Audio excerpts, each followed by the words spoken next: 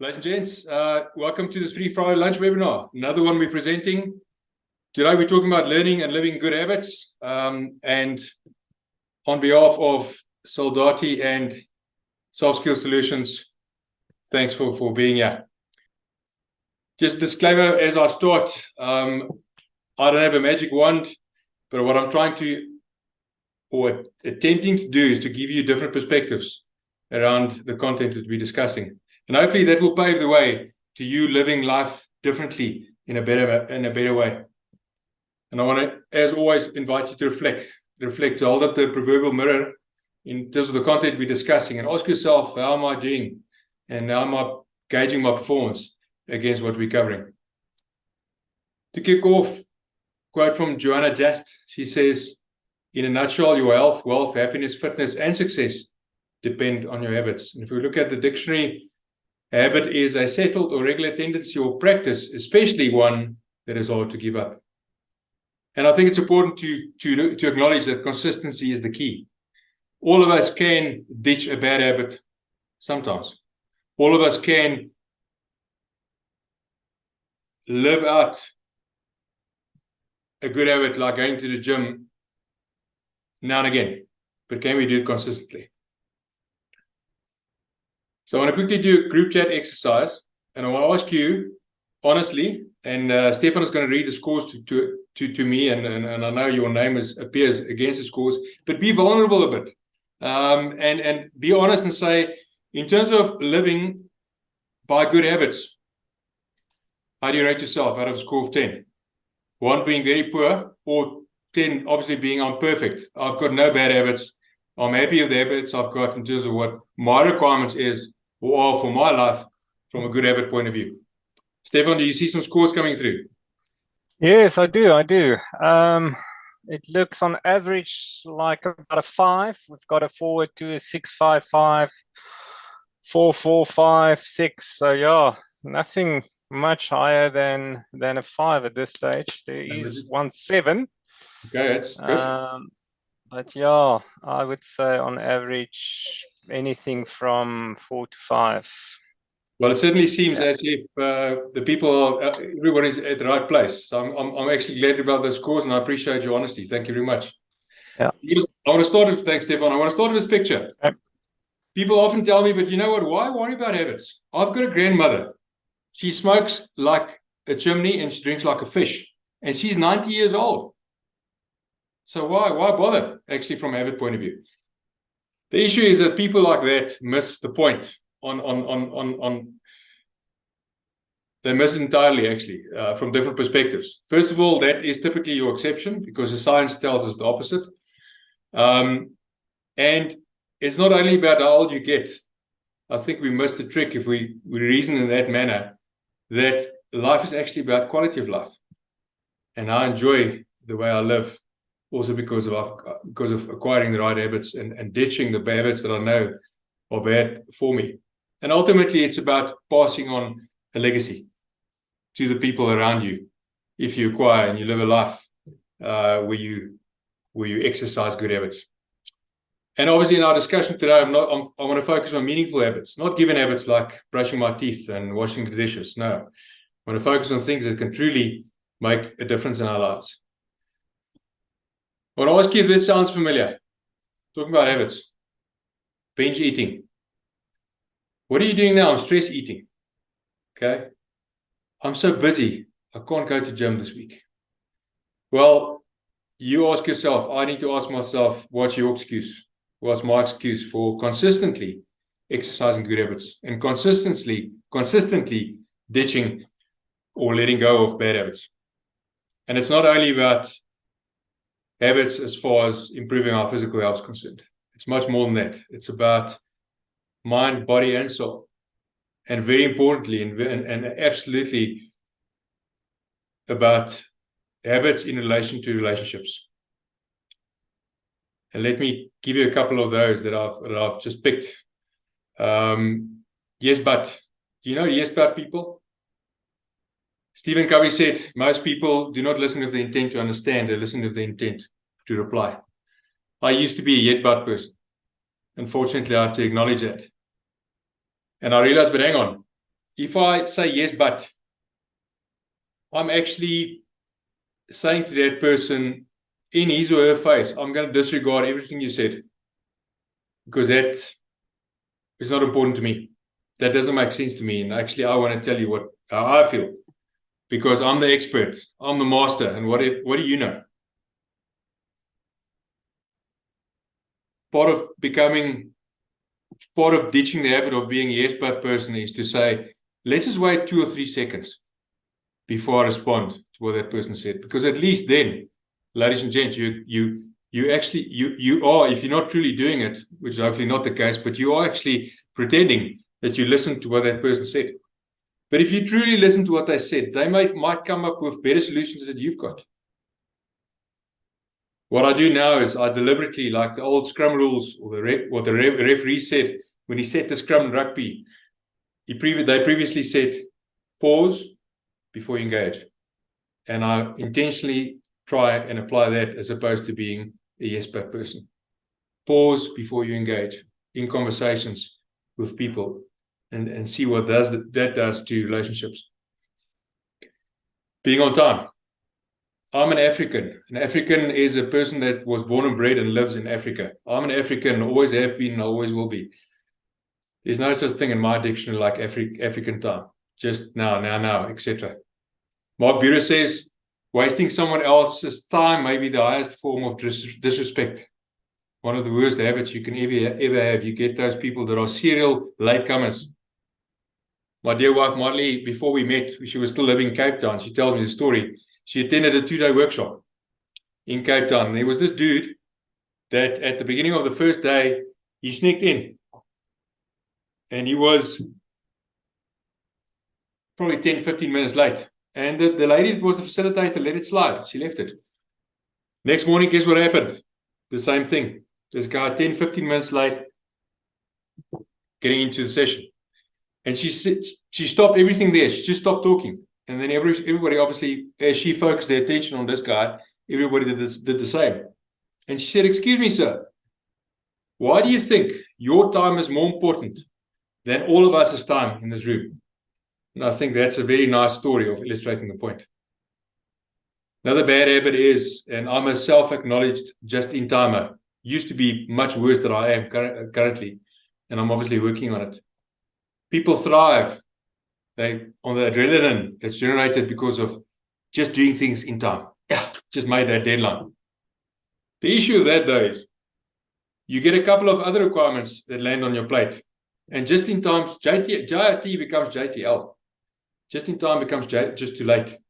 And then you're in trouble, because you either have to compromise on your standards in terms of one or two of those requirements, especially the ones that just got given to you, or you're going to be late with one of those. And something obviously we can't afford, especially if it's something that's urgent and important. I think a habit that we lose as we get older is curiosity. Staying curious like a toddler. Wherever you go, in whatever setting you are, stay curious, be curious, learn more, find out how things work. Wear that t-shirt and earn that t-shirt of becoming streetwise wherever you are. And the habit of investing in yourself. Who knows better of investments than Warren Buffett? He said, invest in as much of yourself as you can, because you're your own biggest asset by far. Another good habit, taking shorter regular breaks. In my diary, every month we basically go away and we do stuff. And it doesn't need to cost money. I go to my folks 2 hours away from here. It costs me diesel and a couple of bottles of red wine, which my mom is fond of. And she, by the way, does not look like that old lady I showed you in the beginning. I get there and it's quality family time, and I rest. And I get oxtail and I get served all the dishes that she knows I love since I was a small kid. Take shorter regular breaks. Does wonders for you and your family. I'm going to share for you the most destructive habit. The most destructive habit you can do to yourself, actually, I want to say. And that is what Mark Twain wrote about when he said, comparison is the death of joy. Don't compare yourself to somebody else. You're wasting your time, you're wasting your life, actually. My good friend Skalk always said, the only comparison hack, he used to tell me, that you have to make ever in your life is comparing yourself to the best possible version of yourself. That's the only comparison. Look, human beings, we can't help ourselves but compare ourselves to others. And comparison is the deadliest thing we can do to ourselves, because we will always come up short. And all it does is exaggerate all of our insecurities. It's okay to enjoy other people's success, but you let them live their lives and you live your life. Oh, and by the way, they're curating their social media. That's not really their life.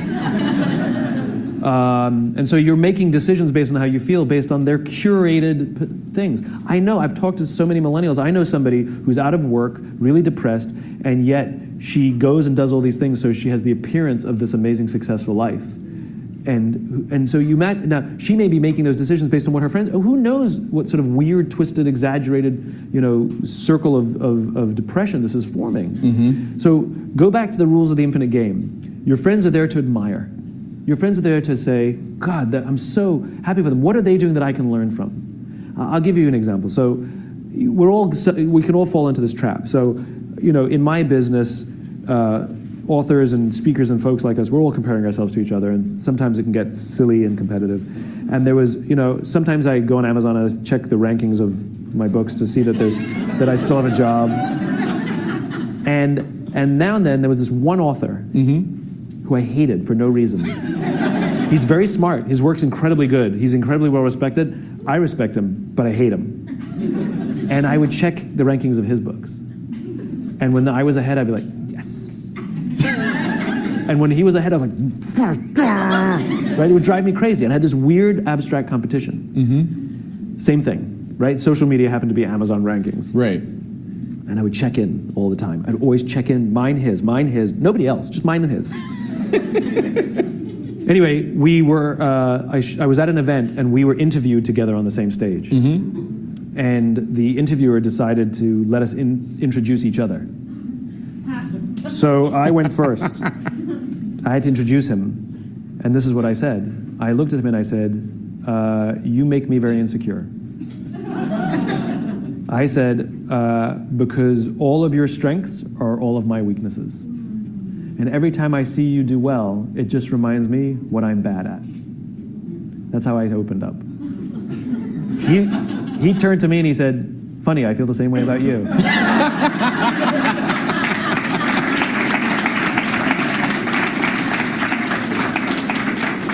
And now we love each other. Because I realized that he's really good at what I'm bad at. So by me getting to know him and really learning to love him, I'm realizing I'm getting better at those things. And I'm taking more pride in the things that I'm good at rather than thinking I have to be good at everything he's good at, right? So it's healthy to grow our own strengths and rather than be intimidated by the strengths of others. Mike Murdoch said, the secret of your future is hidden in your daily routine. And I want to encourage you to make important things like good habits part of your daily, weekly routine. And to say to yourself, it's non-negotiable. My family knows that on a Saturday morning, like I'm doing tomorrow morning with a bunch of mates, I'm getting on my motorcycle and I'm doing a breakfast run to Hartbeespoort there and back. If I don't do that, I go and ride on my own. That's part of my weekly return. Why? Or my weekly routine, rather. Why did I buy into it? And why did I know it's not negotiable? Because when I come back, my batteries are charged, my motorcycle's battery is charged, and I'm just a much nicer person to be around. I don't take nonsense of myself anymore if I know I have to train and prepare for a mile event in a dam or wherever I want to swim. Say to yourself, it's not negotiable. This is my routine. These are the habits I'm doing as part of my daily, weekly routine, and get your family and the people close to you to buy into it. You see, your daily routines matter, and especially if we are too busy. And sometimes we do get busy, although we shouldn't use it as an excuse. And when we are too busy, apply sample habits. Don't let go of the good habits you've acquired all along. If I have to prepare for that mile event that I spoke about earlier, and I'm very busy, I don't go to the pool at Virgin Active for an hour. I go for half an hour. Or if I'm really busy and too busy and I don't have time to travel there and do it for half an hour, I go and enjoy a brisk walk around the block where we stay with my best friend, which is not the dog, by the way, it's my dear wife, Marley. So good habits and routine goes hand in hand, rather with discipline, which is something I spoke to you about in February this year when I had that webinar. These things go hand in hand. So the question you might ask is, where do I start, Hekkie? Well, I think it all starts with motivation. If you don't convince yourself that what you are doing is bad from a habit point of view, you need to change it, it's not going to happen. You can listen to 20 or 40 or 100 or 1,000 of these webinars, it's not going to change. And maybe part of getting the motivation and assist you or propose that you do this in terms of getting the motivation is to draw up a list of pros and cons. If you've got a bad habit you want to ditch, ask yourself, what are the pros? And you shouldn't have any, because otherwise you won't be here. Otherwise you won't think to yourself, okay, I need to let go of this thing. Where the cons might stack up. And if you look at this daily, then you will remind yourself, why am I doing this? And part of the motivation is knowing that you're going to let go of the disappointment or even the guilt or the regret if you actually do that habit again that you know you shouldn't be doing. If you don't have enough motivation, kill the temptation. Take it away. Don't have it in your house. And step 2, I think, is to release a bad habit. And if you can't say, right now, I want to ditch a bad habit, and you can't say the last time was the last time that I actually did it, frankly, then I don't think you're serious enough about it. You need to say the last time was the last time. And you need to let it go. Say goodbye. And replace the one bad habit at a time with a good one. When I was in the army, I stopped smoking. Yes, I used to smoke. So I've got a t-shirt that I can criticize smokers, tongue-in-cheek, because I was there. And as we all know, if you quit smoking, you gain weight. And I didn't choose, after I stopped smoking, the salad. I chose not even the bagel. I chose KFC and sweets and chips, and I gained 9 kgs in 6 months. Replace a bad habit with a good one, not another bad one. And do that one habit at a time. And self-talk, something I've covered in one of our previous webinars. But self-talk is such a powerful tool you can use to be consistent in ditching the old habit and acquiring or growing a new habit. Talk to yourself, you're not crazy. Self-talk is the most powerful form of communication because it either empowers you or it defeats you. So negative self-talk of saying, no, I need to go back and do that bad habit again. It's not worth your while. It's like a bully, negative self-talk. And what happens to a bully? If you ignore it or you tackle it head on, you marginalize the negative impact it's got in your life. Use self-talk effectively. Such a powerful tool. And continuously remind yourself, why am I doing this? To stay motivated, to keep your motivation until it becomes second nature. And you consistently hit the bullseye, so to speak, from a point of view of hitting the mark every single time. The ritual plasticity. What does ritual plasticity mean? Well, just like there's neuroplasticity, your habits, your routines, and your rituals are plastic. Ritual plasticity. Here's a model that will explain, hopefully, habit installation. First of all, every habit goes through 3 phases. Number 1, destruction. Of course it's going to be hard at first. You're destroying your neural pathway of the old habit and the emotional architecture of that old habit. Every routine or ritual or habit goes through, number 1, destruction. Approximately 20 days. 66 days to install. Look at this, from the starting point to anything you've learned today you want to install as a habit, from 0 to 66 days. At 66 days, you will reach what researchers call automaticity. It'll be easy. You'll get up at 5 a.m. automatically. You'll journal, go the extra mile, practice your craft automatically. but you have to stay with it for 66 days. First 20 days approximately is phase number 1, destruction. Phase number 2, confusion. After you've destroyed it, it's like a renovation. There's a mess. Now you're confused. It's normal if you're confused. If you're confused, you're still thinking for yourself. If you're confused, it means you're growing. Society says, what's wrong with you? You're confused all the time. I'm suggesting to you, you're confused all the time because every single day you're disrupting who you used to be yesterday. And of course, society doesn't understand you. To have the results very few have, you've got to live and behave like very few do. After confusion, stage number 3, the final 20 days approximately, integration. Integration of the new habit. Destruction, of course it's going to be hard for 20 days. Confusion, phase 2, messy in the middle. You're going to feel like giving up. This won't make sense. It's new to you. Finally, integration. You get to automaticity. It becomes a part of your new belief, your new way of being. It becomes easy. Here's the fascinating thing. You only use willpower until you get to automaticity. This is the secret of the great athletes.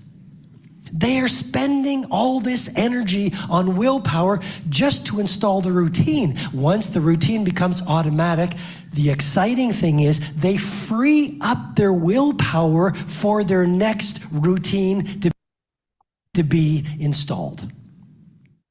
I'm almost finishing off. I think the big challenge for you and me is to ask ourselves the question, what is the single biggest habit that I want to replace with another one? And what am I doing about it? Not tomorrow, today. And you now know what those habits are, because we know ourselves best. Couple of clothing thoughts. Are we perfect? Do we want to be robots, Hekkie, to do everything perfectly? No. But certainly we want to live, I would like to think and hope, and I think that's why you are here. We would like to live life differently, better. In March this year, I prepared and I swam 2 mile events, one in the Berg River Dam or next to Franschhoek, one locally in Joburg, just before winter hit, and I'm about to almost getting back into a swimming routine. The point is, at that point, that month, I probably rated myself from a habit point of view 95 out of 100, because I was so good at, like Robin Sharma said, it became automatic. I just ate right, I slept right, did all the right things. Now I'm probably at 80, 85%, getting through winter, although it shouldn't be an excuse. The point is, you and I have one life to live. And how do we want to live it? On that note, I want to finish off with my favorite quote that my sister sent me about a year ago now from Brianna West, where she says, true self-care is not salt baths and chocolate cake.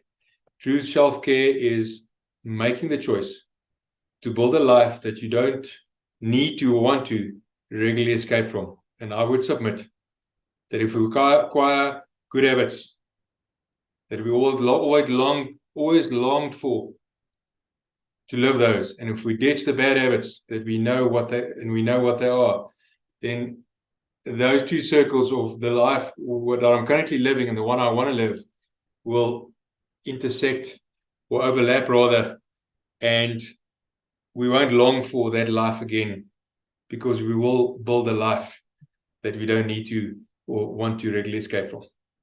And that makes us content. And that gives us peace. And I wish you all the best with that, as far as habits are concerned. I wrote a book on this stuff, if you're interested. Those are the 3. I'm not going to read through it, we're out of time. Those are the 3 next webinar topics. Please send me if you want to add, like I said earlier. Thank you very much. Please join me on LinkedIn. I need 3 more invitations, and I don't go and hunt for connections or invitations. I need 3 more, then I'm at 500. And as you know, over 500, it just says 500 plus. So please invite me and make me part of your LinkedIn network. And that is it from my side.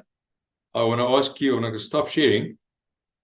And I want to ask you if you have any questions, and it's on the dot 1:30. I'm slightly over time. We started slightly late. Sorry for that. Any questions you would like to ask me? Was the waste of time? Was it helpful? Any comments, questions, criticism? Happy to hear that. Because that also assists me in doing things better the next time. Stefan, I just want to make sure you guys can still hear me. It's getting No, dark. Hekkie, we can't. Really up here. No, I've just said, Hekkie, thanks for Bad habits. simple reminders of, you know, very simple stuff that we, you know, the bad thing is we all know which are those habits that we need to kill. We all know the habits that is actually working for us. You know, I can go back in my history and say, yes, like during that period when I did that, you know, it really made a difference. And it's just strange and yeah, funny how easily we forget that, and how easily we allow ourselves to get engaged in other stuff that you know is not conducive to a better life, and creating that life you don't want to escape from. So yeah, thanks for a simple reminder of this. Very helpful. Pleasure. There's a few other comments there in the notes as well. You can see the chat now. Yeah, thanks a lot. Marit, you want to say something, or do we close off on that note? No, you're welcome to close off. There's plenty of work from here onwards. Thank you. Thanks a Very lot. useful. Yeah, and just to add to what you're saying, Marit, I think it's a question of, you know, it's a very direct comment, but the question, but we have to ask ourselves the question in relation to habits in this instance. How much longer am I going to sell myself short? And on that very philosophical and very serious note, I would like to thank you once again for lending me your ears. I'm looking forward to seeing you next month again for the next topic. And I wish you a wonderful Friday and a great weekend. Thanks a lot for joining us.